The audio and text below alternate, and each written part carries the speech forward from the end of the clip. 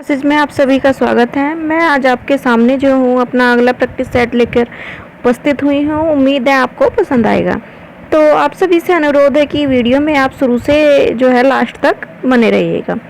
तो पहला प्रश्न है कि अजंता की गुफा संख्या 1 में कौन सा चित्र है, या ये कह सकते हैं कि बैलों की लड़ाई जो है वो अजंता की किस गुफा में चित्रित किया गया है।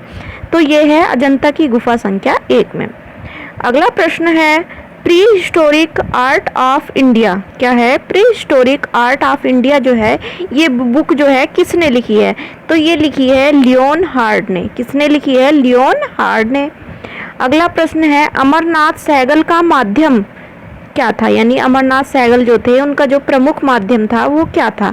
तो उनका जो प्रमुख माध्यम था वो था कांस्य। क्या था? कांस्य, कांसा यानी। अगला है शांति निकेतन त्रिफलक जो था 1986 में तय्यम मेहता का जो ये चित्र है ये किसका है। तो ये है तय्यम मेहता का। और कब बना था? 1986 में बना था। और किस माध्यम में है? ये कैन और तेल, कैनवास पर तेल माध्यम में बना हुआ। तो एक ही प्रश्न से आपके 3-4 प्रश्न हल हो गए। और एक है कि तय्यम मेहता को जो है कौन त्रिनाले पुरस्कार कब मिला था, यानी इनको जो था त्रिनाले, कौन सा पुरस्कार है? त्रिनाले पुरस्कार जो था कब मिला था। तो तय्यम मेहता को त्रिनाले पुरस्कार जो मिला था ये 1968 में मिला था। और पूछा जा सकता है कि किस पिक्चर पर मिला था, यानी कौन सी जो थी फिल्म थी जिस पर वो कौन सी पिक्चर थी इनकी जिस पर या पेंटिंग थी जिस पर इनको ये पुरस्कार मिला था। तो वो थी फॉलिंग फिगर। क्या थी? फॉलिंग फीवर, यानी गिरते हुए शरीर। हिंदी में पूछे तो गिरते हुए शरीर, इंग्लिश में पूछे तो फॉलिंग फिगर पर जो है इन्हें जो था ये पुरस्कार मिला था। अगला है ये भी पूछा जा सकता है कि तय्यम मेहता जो थे कैसे थे, कौन से वाद से प्रभावित थे। तो ये जो थे अभिव्यंजनावादी थे। कैसे थे? अभिव्यंजनावादी थे। अगला प्रश्न है CSN पटनायक। CSN पटनायक के गुरु थे, यानी CSN पटनायक जो थे उनके गुरु कौन थे। तो ये थे DP राय चौधरी। तो DP राय चौधरी जो थे ये एक मूर्तिकार थे। क्या थे? एक प्रसिद्ध मूर्तिकार थे। और ये किसके गुरु थे? CSN पटनायक के गुरु थे। शहीद स्मारक स्वतंत्रता जो है ये इनकी प्रमुख मूर्ति शिल्प है। अभिनव गुप्त कहाँ के निवासी थे, यानी अभिनव गुप्त जो थे वे कहाँ के निवासी थे। तो वे जो थे कश्मीर के निवासी थे। इन्होंने जो था नौवा रस जो है वो इन्होंने ही दिया था। और नौवा रस कौन सा था? शांत रस जो था।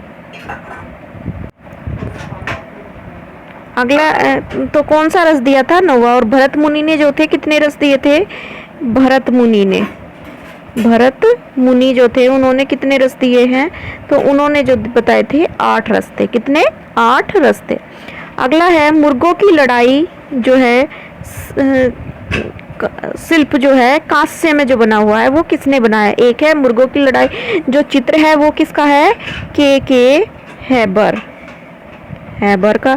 और ये जो मुर्गों की लड़ाई जो एक शिल्प है ये किसने बनाया है? किसका है? तो ये है अवतार सिंह पंवार का। किसका है? अवतार सिंह पंवार का। और किस में बना हुआ है? ये कांस्य में बना हुआ है। एक चित्र में कितने ग्राउंड होते हैं? एक चित्र के कितने ग्राउंड होते हैं?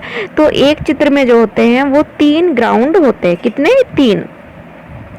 अगला प्रश्न है चंडीदास और विद्यापति जो थे की पदावली पर चित्रों की श्रृंखला जो थी किसने बनाई थी, यानी ये जो 2 कलाकार थे इनकी जो पदावली थी इस पर चित्र श्रृंखला किसने बनाई थी। तो वो बनाई थी अवनींद्रनाथ टैगोर ने। किसने? अवनींद्रनाथ टैगोर जो थे ये वास के आविष्कारक थे। बंगाल में जो नई शैली पुनर्जागरण काल कह सकते हैं बंगाल में जो हुआ था उसके संस्थापक थे। इन्होंने वास का प्रारंभ किया था। सबसे प्रमुख चित्र जो था इनका भारत माता था जो इन्होंने वास में बनाया था 1905 में। तो ये जो है और इनका जन्म जो था जोरासांको में हुआ था।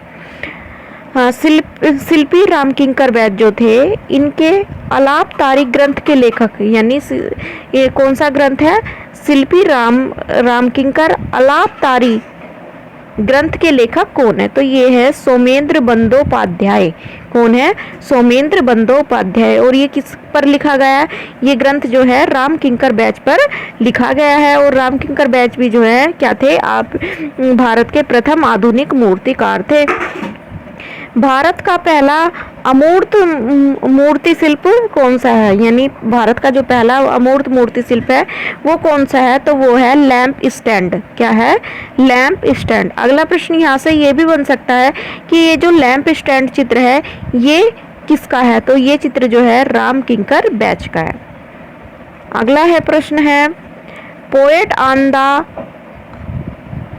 On the life at the birds जो चित्र था कागज पर जल रंग, ये किसने बनाया था? ये कागज पर जल रंग जो था ये किसने बनाया था?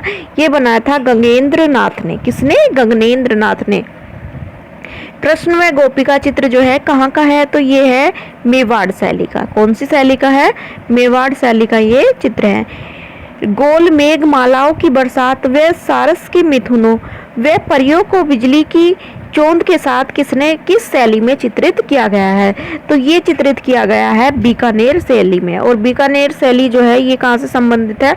राजस्थान शैली से संबंधित है।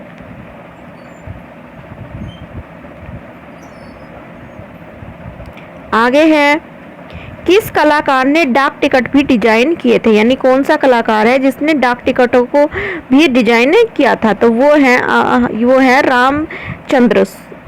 रामचंद्रन जो थे वो उन्होंने जो है डाक टिकटों को भी जो है डिजाइन किया था। द विंसी पुरस्कार जो है किस कलाकार को मिला है? द विंसी पुरस्कार जो है ये किस कलाकार को मिला है? तो ये मिला है सतीश गुजराल को। किसको मिला है? सतीश गुजराल को मिला है। जो ये प्रधानमंत्री इंद्र कुमार गुजराल थे उनके जो थे ये भाई थे। और ये जो थे गूंगे और बहरे थे। इनका जन्म जो था लाहौर पाकिस्तान में हुआ था 1925 में। और ये जो है चित्रकार के प्रमुख रूप से जो थे भित्ति चित्रकार थे कौन? सतीश गुजराल। अगला है चित्रों को कंघी से खुरचकर इच्छित प्रभाव उत्पन्न किया। यानी चित्रों को किसने जो है कंघी से खुरचकर जो है इच्छित प्रभाव उत्पन्न किया था? तो वो किया था लक्ष्मण पैने। किसने किया था? लक्ष्मण पैने।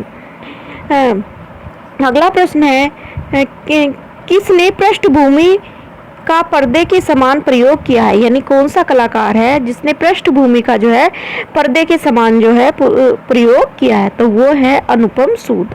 कौन है? अनुपम सूद। अगला प्रश्न बनेगा नेपाल में कला शिक्षा सलाहकार रहे हैं। यानी नेपाल जो देश है उसमें जो है कला के शिक्षा सलाहकार जो है कौन रहे हैं? तो ये रहे हैं गाये तोंडे।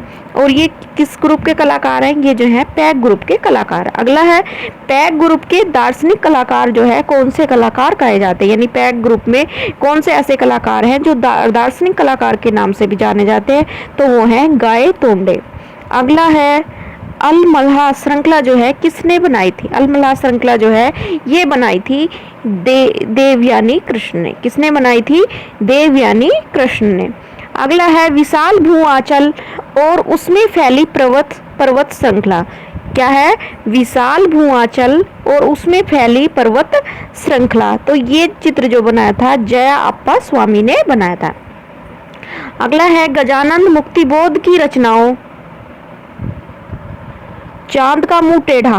कौन सी? गजानन मुक्तिबोध की रचना चांद का मुंह टेढ़ा पर कविता श्रृंखला किसने बनाई थी? तो ये बनाई थी अकबर पद्मश्री ने बनाई थी। और इस पर जो है गजानन मुक्तिबोध जो है इन पर जो है MF हुसैन ने भी जो है इस पर जो है चित्र श्रृंखला या चित्र बनाए थे। तो जो ऑप्शन में होगा आप उसी के अनुसार आप जो है अपना आंसर टिक कर सकते हैं। तो प्लीज़ वीडियो को जो है शुरू से लास्ट तक बने रहें। आगे चलते हैं। किस मुस्लिम कलाकार ने अपने चित्रों में संस्कृत श्लोक क्या है? किस मुस्लिम चित्रकार ने अपने चित्रों में संस्कृत श्लोक का जो है प्रयोग किया था और सूर्य चंद्र नक्षत्र आदि को शामिल किया था? तो ये किया था अकबर पद्मश्री ने। किसने किया था? अकबर पद्मश्री ने। रेखा और रंग न्यूनता विशेषता है, यानी ये जो रेखा और रंग जो है दोनों को न्यून विशेषता जो है किसके चित्रों में मिलती है, तो ये मिलती है तैयब मेहता के। किसके? तैयब मेहता के बारे में मैं पहले भी काफ़ी डिटेल में बता चुकी हूँ। तो उम्मीद है आपको आज की क्लास काफ़ी पसंद आई होगी। तो इसी के साथ नमस्कार।